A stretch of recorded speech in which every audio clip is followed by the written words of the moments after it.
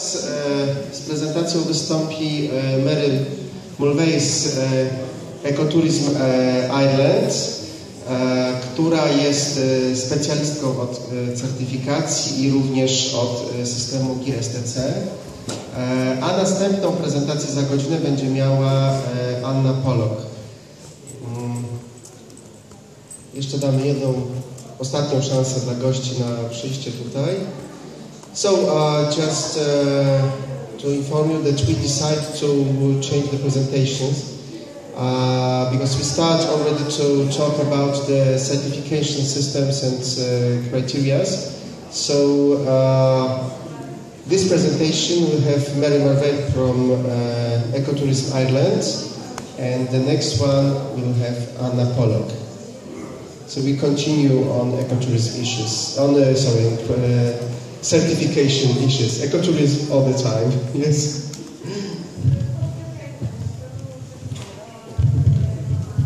Will I wait a few minutes? Or? Will I start?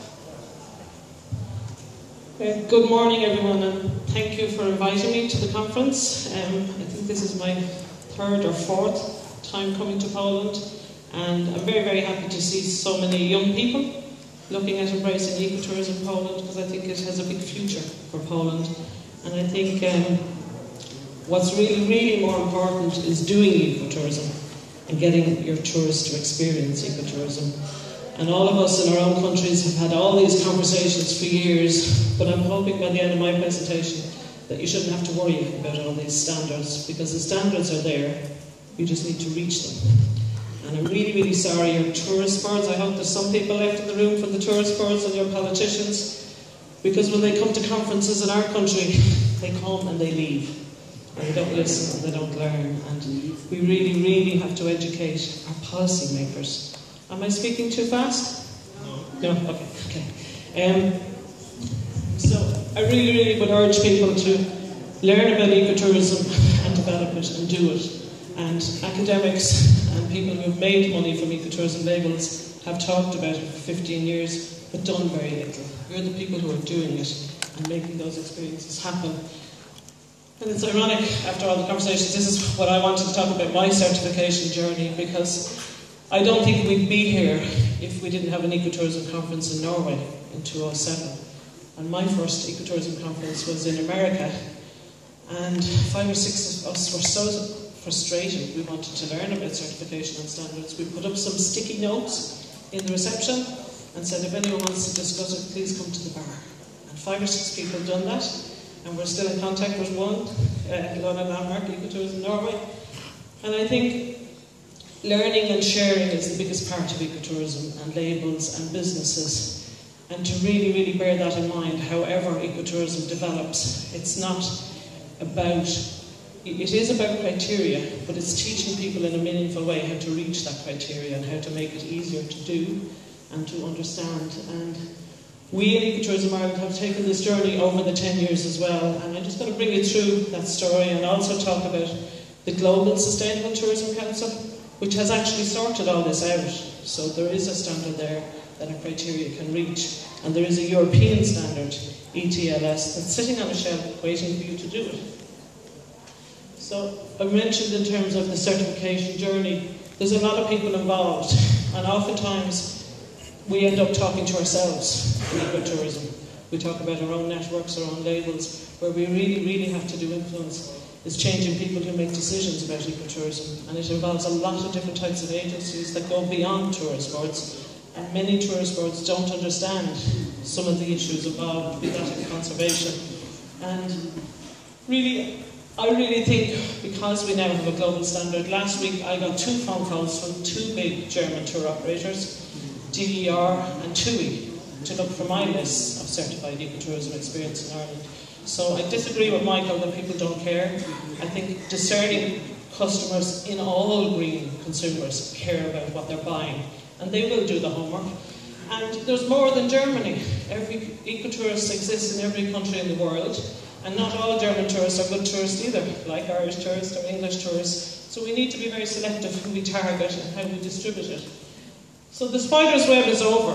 There is a way and there is a standard, and it's done. And I think we do need to have the conversation here, but the Romanian conference I found extremely satisfying that the first time in 10 years we didn't have to talk about standards. It's if you don't want to reach the standard, stop talking about it. Just do it. So in terms of why is travel in the slow lane of sustainability, and we must admit that we're at least 20 years behind agriculture, fishing, food, organics, lots of other similar products that people buy. And we must admit that, number one, that we are behind. We've spent more time talking about it than solving it. This is a book worth looking at, Overbooked, Elizabeth Becker, and in every country in the world, and Ireland does the same, when you're developing and when you're getting out of recessions and developing rural products, there's a myth that all tourism is good. And a lot of tourism is not sustainable and is led in some ways by tax breaks or by the wrong investors or outside investors sometimes who don't care about communities developing very big ecotourism, tourism projects in general. So the unique factors of tourism don't need to be said, but I would really comment that we've had very poor leadership in tourism in general in most countries in the world. We just want to rush into it, grow in terms of what we want to do and numbers. And most tourism ministers just care about numbers. They don't care about what the tourists do or the impact. And we in general are getting a lot of tourists now who don't spend a lot of money. They take a lot of cheap flights and take city breaks, but leave very little behind after them. So in terms of best practice, there are some countries that have done some stuff. Probably in European terms, I think the Alpine Pearls is a project that has done the best example of bringing tourists to very rural areas, looking after all their transport needs and having a standard. And they've managed to do that over 8 countries in the Alps, bringing people to rural destinations that don't get visitors outside the skiing season. In terms, I mentioned the Global Sustainable Tourism Council, and I'll go into that. I'm voluntary the rep for Ireland, but as far as I'm aware, Poland doesn't have a rep, so they're looking for one. Just need to have someone that will push that cause in Poland and see what can be done. I think I've noticed, particularly in the last 2 years, the amount of European funding that is pouring in to different brands, different labels, different toolkits, different marketing, that has ignored all the best practice. You know what I mean? It's just funding. That's not sustainable. And we've had lots of those projects in Ireland. So don't run into a lot of these projects if you're not sure what you're going to get out of them.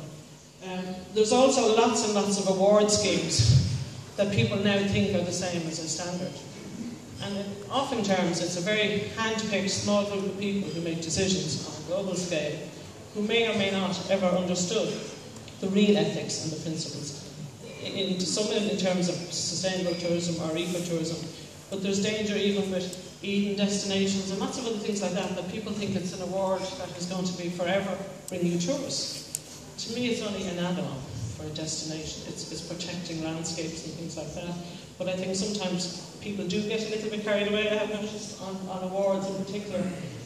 So there are lots and lots of global standards that are out there. The blue flag is probably the most famous. And I sat beside that guy in 2007 in Oslo, and he pleaded with the audience to do something and do it right. He said he never thought he'd see his label in 160 countries, and it came from a very small vocational committee in Copenhagen. And it's now treated as a very credible global standard. Green schools will be the same. People be aware of fair trade, European Union, organic logo, and FSC, Forestry Stewardship Council. And they, as an organisation, are going over 25 years and are now in 80 countries. And if you meet any of the people involved who worked in fair trade and certification, it wasn't big logging companies who set up fair trade. And you'll find in all eco labels in the world, it's people doing it for the right reasons. So they're small, non-profit, ethical. So waiting for big tourism business to get this, we will be waiting. We continue to wait to come with that. So the standard is there. You know what I mean? It should be more well known, but again, because it's a voluntary, very limited funding, global organisation that primarily has existed because of voluntary people working with it. It has now looked at all this label. It's spent 2 or 3 years. You know what I mean? So I don't know if the Polish ecotourism label was part of this process or not. but they need now to look at it. All the big tour operators are there, and this is the level of consultation that happened with it. You know what I mean? It went on for at least 2 years, and basically all it is aligning all the criteria of all labels in the world. So it's not to dilute your Polish criteria.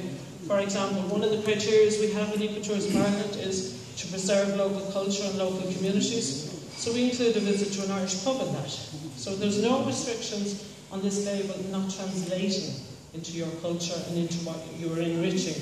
It's all the same principles of ecotourism. But the main difference, and if anyone has read Martha Honey's book on certification and ecotourism, it's looking at a broader criteria. That looking just at EMS, environmental management systems, is over. Just looking at greening physical buildings is over. It's the whole destination, it's conservation, visitor satisfaction, interpretation. And that's what it is. And it's a journey then for visitors to experience that. But I have found that a lot of tourism businesses are doing this and they think the certification is unachievable. I think we've often had some very bad training. We've had in Ireland anyway, that some of the people aren't skilled enough for very, very busy business people who want limited training at a time that suits them, at a cost that suits them. And I think we really need to up our game on delivering that as an expertise to our businesses. The person who's the CEO of the GSTC ran one of the biggest American tour operators. So you now have someone running the organisation who understands tourism. It's not coming from someone like a non-profit sector. Talk Tours is one of the biggest high-end American tour operators. So you have TUI, who are one of the biggest tour operators based in Hanover in Germany. They were the early supporters of this. DER is a very big German tour operator. I feed in my lists quarterly of everyone I certify now to tour operators who are interested. So they have different programs where they can come and help as a country, as a destination, and the label to help get through all that process to bring your label to that standard. And why do we need certification? We discussed most of these issues. The reason there were so many labels in the world was a lot of people were making money out of them. There was a lot of private labels. In the UK, there's up to 70 labels that are commercially run. Everything from the AA to David Bellamy. So we need to really reach out to people and look at labels and at least have all the good ones there. Do you know what I mean? And as part of that process. I think particularly in terms of business tourism and corporate responsibility, big companies, and particularly on the American side, are looking for companies to host their events, to have them in green events. And they're now no longer prepared just to have one line on the website to say you're a green company, that you give something back. Companies now will actually come and do conservation in your region. But unless, they're never going to find you in each country unless there's some global distribution system of finding them. And again, I don't know if you have the craze of camping and glamping and all these new activities in tourism. This is just to say it's been going on for a very, very long time. When Queen Victoria came to Ireland in 1861, she was put up in one of these. She came by train. We sometimes think we have invented this new way of experiencing nature and experiencing what they do. When her granddaughter, I think would be now, the Queen came to Ireland, she picked a local food project to come to. So it shows how we have moved on so much that, you know, big fancy stuff doesn't necessarily give you a better holiday. It's sometimes more earthier experiences in local areas. Again, Ireland on the outside is perceived as an extremely successful country at getting tourism. We would question a lot of our tourism figures because a lot of them are immigrants coming home, and I would imagine Poland might have the same, and people coming back to Poland, that are a lot of them not Polish people coming home too. But innovation has been a big part of tourism in Ireland and bringing recovery post the recession in Ireland to rural areas. And I'll just go through some other projects. But the background to where Ecotourism Ireland came from this project, a cross-border project of about €3 million, North and South Ireland, that looked at developing a standard, looked at helping people develop product, and looked at training. And while it won all these awards and was a really, really successful project, the reality was it wasn't sustainable. There was too much money. So a lot of the big supports, when that was over, the network of businesses were so used to getting everything done for them for 3 or 4 years that they weren't taking ownership of it. And there was a lot of capacity issues, you know what I mean, in that particular region. So we've had lots of new things happen in Ireland. We don't have any core funding, so we don't exist in any big policy terms in Ireland, while sustainable and tourism has been 1 or 2 lines for the last 4 governments in Ireland. It's a very un-policy area that if someone really wants to do ecotourism, it's very, very hard for them. But what we're finding in the last couple of years is a new type of person who's entered tourism. They may have been in a different sector, they may be much more professional and have much better marketing skills to develop their business. In terms of lessons that we have learned in Ireland, just having pilot projects or cross-border projects or funded projects don't leave legacies, really. Do you know what I mean? It may not change a single policy in your area. People who usually, benefit from them are just very, very good at applying for grants and doing things. And sometimes less is more. If training was delivered in a different way, I think people have to invest in it in more than money and time, that if they really have to take ownership of networks going forward in the future. But we have found study trips where businesses share their experiences with each other, and the same with policymakers, that if they meet and learn. It's very, very hard for policymakers who just dip in and out of this and maybe only heard comments about all the certification. They don't read the eco-media we all read. They don't read what is actually going on. And most of our tourist people, board people in Ireland don't get any training in this. So we're expecting a lot from people to make changes for us when they don't understand the area. This was a resource that was one of the best things we've done as a tool to help people to develop. And what I'm finding now more and more and more is people still, while we have the internet, they can't find anything on it. You know what I mean? There's too much there. People really, really need to find what is, the best place to get some of your green materials on the sourcing, to get ideas. So a lot of times training is key to educating people about how they can embrace ecotourism. This is our website, but we don't portray to be a marketing agencies. I have spent a lot of years trying to help our tourist boards do that job for us. Because I do think, you go to ITB Berlin, you go to World Travel Market, you won't see many ecotourism products on your tourist board. And that's their job. We're all paying our tax for that to happen. So we need them to bring the materials, because there now is green sections. There's a green section in ITB Berlin, so we can bring ecotourism that is certified to that section.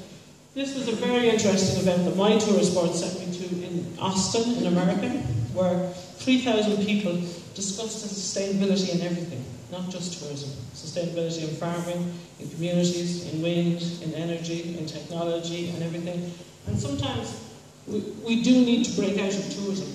We're talking too much just in tourism, because the same person who does green banking, who does other things, it's a natural fit, but we invariably don't talk to those other sectors. And there's a lot of potential crossover with corporate companies, and we've seen that in Ireland with a lot of we have most of the bigs, Google's, Intel, Twitter, LinkedIn. They're all interested in their companies and their staff embracing.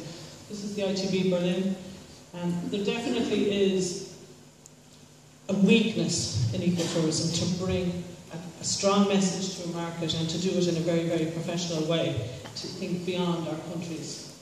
This is a small project that I just began working on, where it's greening up a whole small island off the west coast of Ireland. And we're not just doing tourism. We're looking at farming, fishing, food, we're looking at everything. And I think that is the future. But I was so confident applying for this that normally when you apply for things, half it never happens. So I said, I'm going to go the whole way with this project. And we're going to pick a tour operation for this island that we want. Rather than all the time saying, let the tour operator come to us. If we really are serious, we should be doing the interviewing of tour operators to bring good tour operators and design products to suit them. So I literally only started this project 2 weeks ago, and we done a couple of hours in the morning, and I asked people for feedback, and they said, we would have done this a long time ago, it's so easy.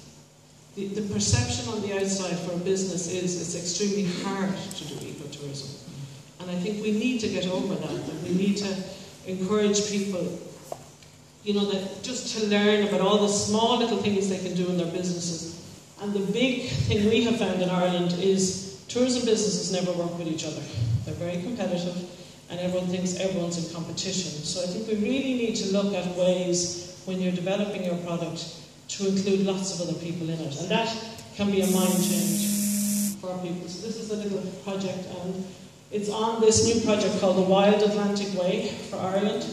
And this was designed by the Tourist Board to bring us out of recession and to bring us into a new experience. And essentially it's just a road all along the west coast of Ireland that has always been there. It's now been signposted and it's now been developed. And a lot of the eco-minded, all of my networks happen to be on the west coast of Ireland. And we were getting very worried for the first year because we heard nothing about sustainability anywhere. It was being launched in motor magazines and driving magazines and stuff like that. And finally, the Tourist Board have embraced it, that sustainability has to be part of it, that you can walk it, you can cycle it, you can canoe it, you can do lots and lots of other things. And that conversation has happened, but only in the last year. And it actually came from the trade, a similar conference for this, where a network of people at a sustainable tourism conference said, is this an opportunity or a threat? But this actually ruin what we have.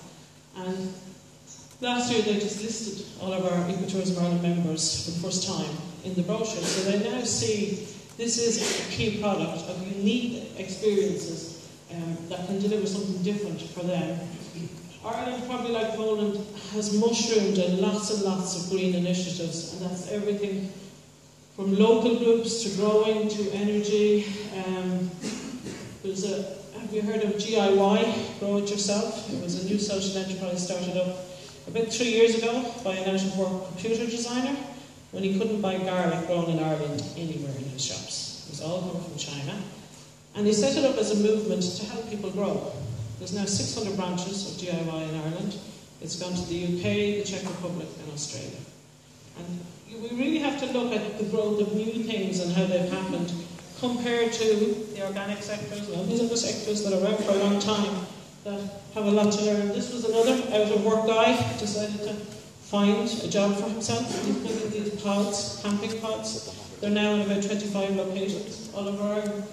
We've everything from electric bike networks, trails, everything conceivable, and they're usually a new type of person that is into tourism. They usually have a farm, they usually have the land and they have the assets, but they didn't have a way to bring any sort of product to market. Some of these have been around for a while, but they have learned.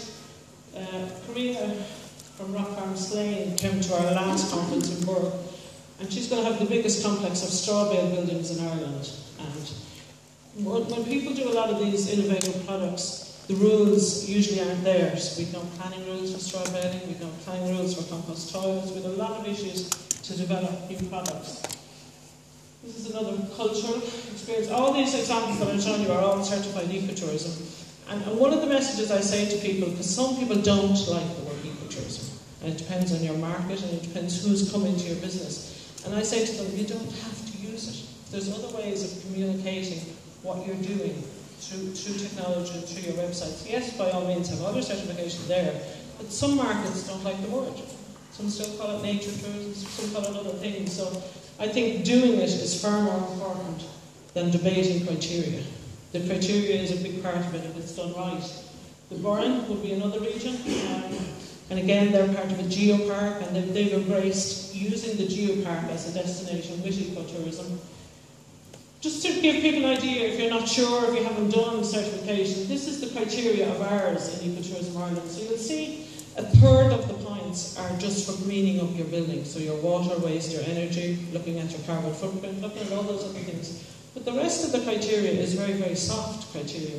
It's looking at what is the special area of conservation, really explaining to the visitors what they're going to do. We usually have people develop experiences when they're doing certification, because I haven't yet met tourists who go on holidays to look at light bulbs or solar panels or bins or all those things that we talk about. But they're a given. When an ecotourist comes, they know that's going to be there. I have travelled with ecotourism companies all over the world, and I've never seen the bed I'm ever going to stay in. I know the holiday I'm taking, I know the destination, and I know what my experience is going to be like, and you're sure that bit is going to be right. And I think, particularly for the accommodation sector, Oftentimes we don't communicate what people are going to experience. Responsible tourism is an effort to be really, really clear on what is your experience and being really, really accurate with that. And that is a way of preventing greenwashing. So that's our criteria. Each other country that has reached global standards puts in their own. There is the core criteria for GSTC. We were in the first 12 countries to get approved.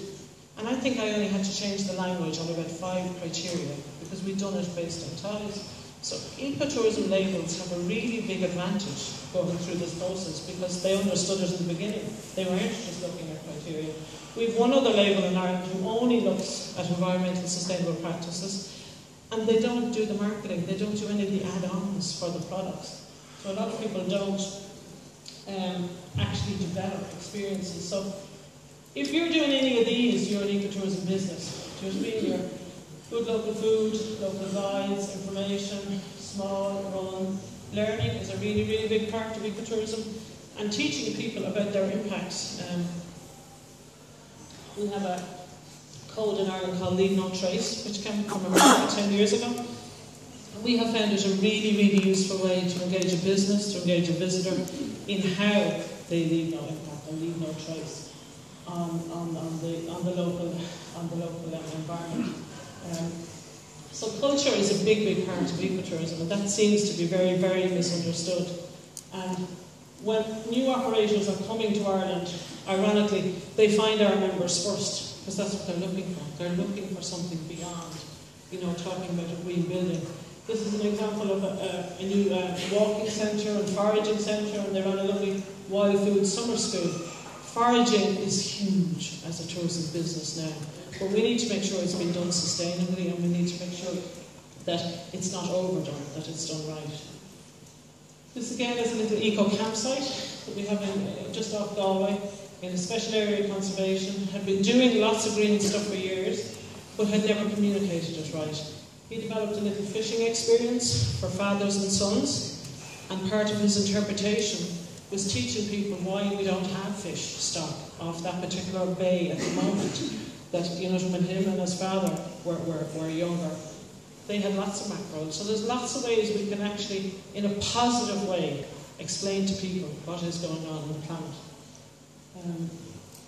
This is another example of one of our first tour operators, and again, probably have been doing lots and lots of things, but now they've actually embraced conservation. So when a visitor goes to book a walking holiday with them in Ireland, they now learn about all the conservation, they've trained all their guides, and they can do something meaningful. Like, people will be aware of the visitor payback of particularly visitors to the Galapagos and to lots of other islands. We need to start asking tourists to pay something back in our destinations, but it needs to be done by credible conservation organisations and find ways to link into them and to promote each other.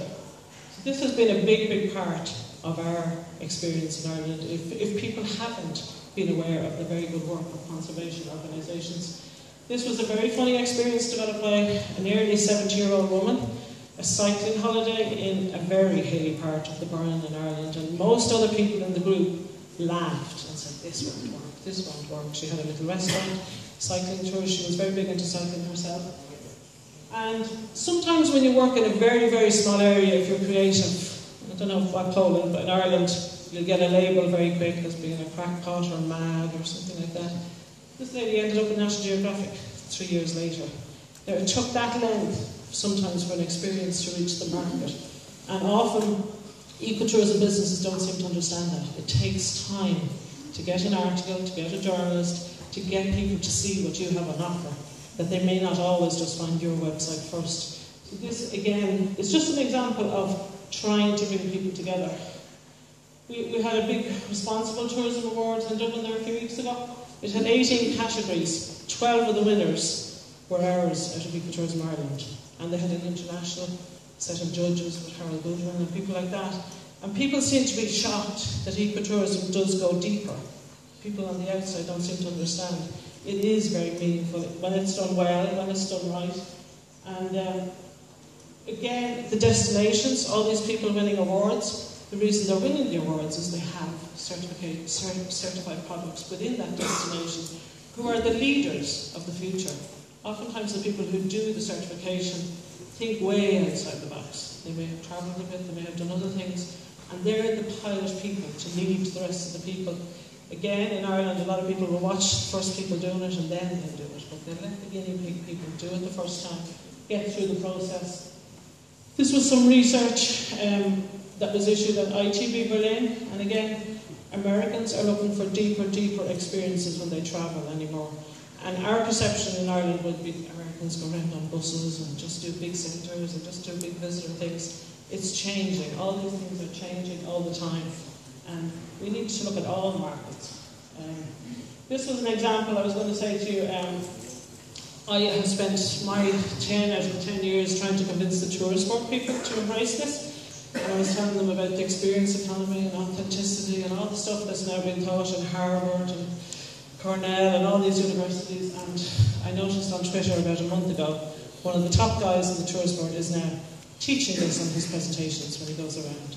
He doesn't necessarily understand it, but I think for you really have to work at trying to get people to support this. Do you know what I mean? That assuming it's going to happen usually won't work. But using the experience, I think, is the biggest thing. Ecotourism and certification is, in its context, a very misunderstood process. It's a journey, it's a toolbox, it's a way to get somewhere. It is not about a process of just judging ISO, other international standards that are very cold and unmeaningful. I think third-party verification is a big part of it. And really I might sell a good story on some of our issues in Ireland, but we have a lot of other threats. We have some very good facts. We were the first country in Europe to ban plastic bags. We were the first country to ban smoking. We brought in tax incentives for people to buy bikes, and we had a green party in power. We have a new Origin Green label. We have a lot of very good points, but then on the bottom of it, we potentially, fracking could come to Ireland. I know you potentially have fracking here in Poland as well. So there's a huge dichotomy all the time of the good and the threats that are there. We again don't have a very good published tourism policy, but we are now at least recognised in plans, and I think the longer this is going on with GSTC and more credibility coming to some sort of standards, do you know what I mean? That people believe tour operators are never going to have the time to come and check out 100 businesses in Ireland or 200 businesses. And I have heard of lots of groups that are now ready to make the move and ready to do things. Agriculture, we're probably aware of, is the biggest polluter of everything in the environment. And I think, again, we've had lots of climate conversations in Ireland in the last month or two, because the methane from our agricultural industry is going to be the biggest carbon emitter in Europe, because we have a plan to feed the world on powdered milk and on lots of other exports. So we need to really embrace farming as a big part of sustainable agriculture as well going forward. And bringing the two together. The Origin Green label was the label that we now do the carbon footprinting of all farms in Ireland. So it's ironic. We can expect an international customer to buy Irish food, but we don't want that same customer to come and do our tourism. So there's lessons, I think, for Poland to look at that going forward and see useful skills, I suppose, to survive in certification. My number one thing is to do it. Do you know what I mean? And don't wait for others to do it. Don't assume the stakeholders are going to understand any of this. So I really appeal that people have to try in a meaningful way, whether it's inviting people out on their certification awards and launches, to get them into a small business and understand that this is what it is, this is what an experience is. I think there's a huge amount of projects and lessons that have been learned all over the world, but they're not shared. People aren't hearing of all the mistakes. And I think in the rush to do things, that happens in quite a lot of areas.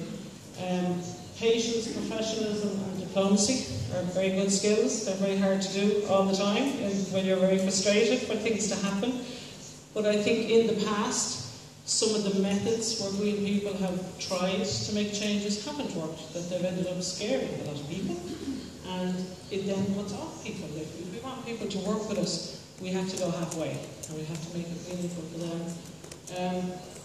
think you need to have fun and a bit of crack. I think sometimes ecotourism can be too serious, and sometimes when I train a lot of people, I do say to people, these people are coming on holidays to your business. They're not necessarily coming to learn everything. They've picked you because you're standing out from the crowd. But we can't over-labour the environmental side. It is a holiday, and people want to enjoy it. So in terms of, really, all I like to conclude with is the standards are there, people need to reach them and work towards them. And I think particularly with the European label, any small business here can go and look at all those criteria. And in time, really, the Polish label has to reach those standards in some shape or form if you want international tour operators to hear about you. This is going to be the fastest way to do it. And I think lots and lots of countries, and particularly Norway, like helped develop the label here.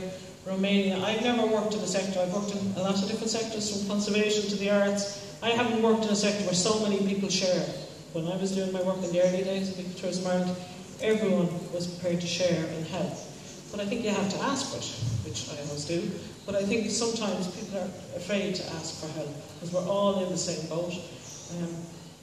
One of the girls at the Romanian conference last year was from Italy, and she said, I just wish I wasn't always the only person coming to these conferences. And I said, well, meet your match. Like, I'm usually, thankfully I have 2 people from Ireland here this year. But I think, what if we weren't here? And ask yourself the same question. Do you know what I mean? In terms of moving this on, you're the ambassadors for it, and you have to, in your role, ensure that it does improve rather than just stay stagnant. That we need to constantly improve and make it something really, really meaningful. One of my training sessions this week, I asked 6 people in the room to name their best travel experience ever, and they struggled for 10 or 15 minutes. And I said, well, what does that say about the type of tourism experiences or guides or holidays we've been on? Well, you can't instantly say this was the ultimate best experience of the world. And that is what we want people to do when they discover your ecotourism experience. So I think sometimes we have to put a lot more work into it in developing it. So I'll leave it at that. Okay. Thank you very much, Mary, for such interesting presentation. And we have 10 minutes for discussion and questions, answers. Any questions?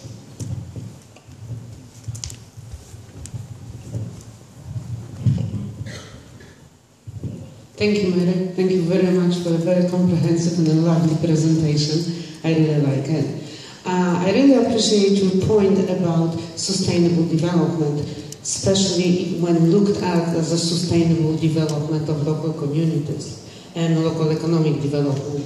Because in my point of view, there is going to not be sustainable tourism if there are not sustainable communities. And I also appreciate your point about the fact that we are very good at all the conferences at preaching to the converted. Because we always meet the people who know it all. We are it, and we know the truth of the world. I think that, like charity that starts at home, sustainable local economic development, sustainable tourism starts at home. Why I say that? Because I teach at a higher institution, and I teach international students. So the local culture plays a big role in that. And I find out that students who are of 20, 25 years old, this is their time when they are for the first time in their life finding about sustainable local economic development, sustainable tourism, standards, and I think that's way, way, way too late. So I think if we had more presentation like yours, the world would be a better place. Thank you very much. It's really more just a comment on communities that I didn't mention. A lot of my members are actually communities. Communities who run hostels, community who run guiding centres, and it even has come up on the island that there's some ideas that 7 or 8 people from the community came to the training and they would like to run some stuff. So I think, again, community tourism sometimes is misunderstood by tourist boards as well, and local authorities and stuff like that, but I think there's a new type of leadership in communities where people are very good developers of those type of products, and they can think bigger and longer because they don't don't have the same private sector mind for our community.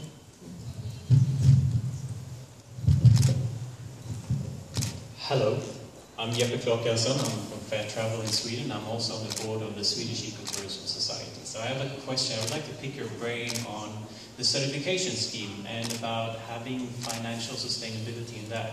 A lot of these certification schemes come from governmental funding or such, but at some point they bump into the issue that money is running out. Is that something you have experience with, and how would you say to avoid that? Yeah, I would agree with that concept. We have basically been very much non-profit and commercial in terms of trying to deliver some services and expertise as well as a certification and training. I don't think, I mean, what I have found in the last 3 years is that people are prepared to pay privately, where they say, I don't want a grant, I don't want to wait for 2 years, I don't want to do it. So they're prepared to pay for some training and expertise to help them through the process. We also are looking at online training, so I've done quite a bit of that. So rather than us all being unsustainable as people running labels, that we try and be very cost effective in how we do it. We've never suffered from overfunding or anything like that, so we just don't get paid if we don't have jobs. Do you know what I mean, as such? And we are quite selective as well, and I really would appeal about chasing grants, because I think it's the cul-de-sac where a lot of people fall down. And I probably got about 50 requests for whatever that Comet, that last EU programme was, and I was just tinkering at the edges and coming up with ideas and marks and stuff like that, that yes, it brings lots of people together, but I'm not sure what it ever does. You know what I mean? Apart from that European networking, I think, you know, we just need to be very, very careful. I think sometimes ecotourism has stayed too far away from the mainstream, that if we could get bits of training delivered by other people, I think people will be ready for ecotourism much easier and much quicker. So I think, again, thinking we don't have to do everything. I've seen a lot of agencies now saying, we're going to do a course on green customers of the future. And we don't care if tourism and other businesses come to it.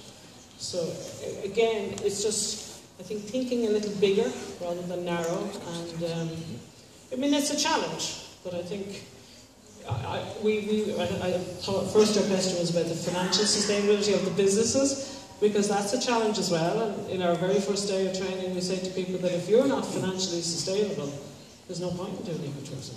That you have to, number one, be financially sustainable to be able to implement what you want to implement and to do it. But I think the misconception is that everyone has to get their checkbook out and get rid of the oil tank and get the solar panels and get all the green tech to be an ecotourism business, where most times it's very, very simple practices and measuring and teaching people how to look at their impacts in a very easy way. But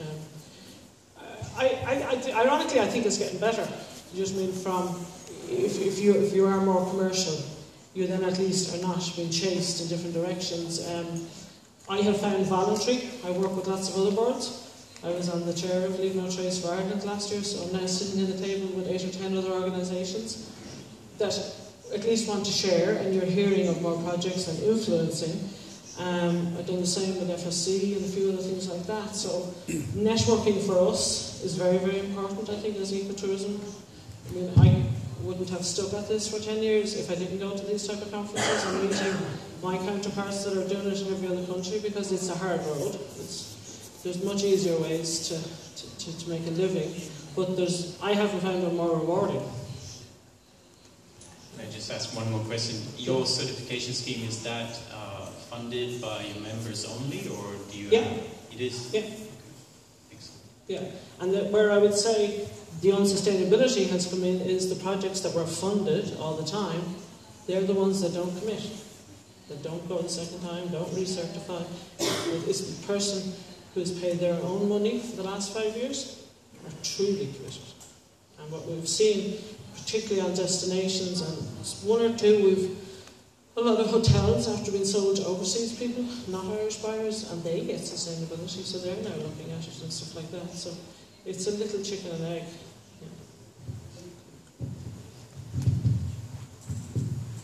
Thank you very much. Any more questions? Jakieś pytania Państwo mają?